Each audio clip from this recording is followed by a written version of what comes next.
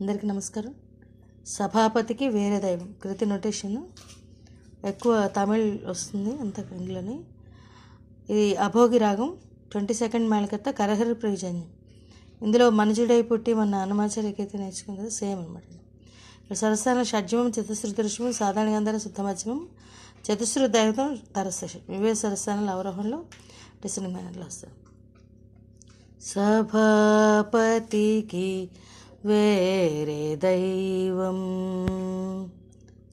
గరి గరిస రిసదార్థ సాస ఎలా పాడాలి అన్నది రేపు చెప్తాను. సమానమా సగమా గమసద గుమాతిల్లై మదదస సదమ మగరి. రెండో సంగతి సభాపతికి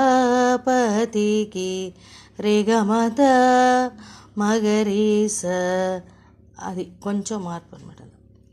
సమానమా అన్నప్పుడు సరిగా రిగమ గమద మదస, గుమాతిల్లే అన్నప్పుడు రిసరి సదస దమద మగరిస.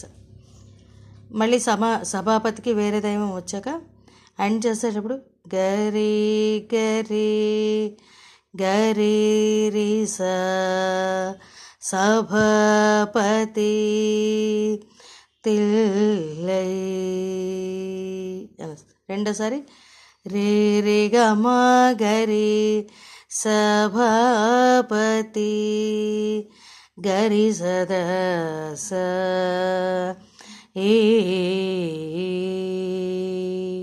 ఇది పల్లవి. నెక్స్ట్ పార్ట్ ఇంకో వీడియోలో సెండ్ చేస్తాను. చాలా మంచి కృతి, చాలా బాగుంటుంది.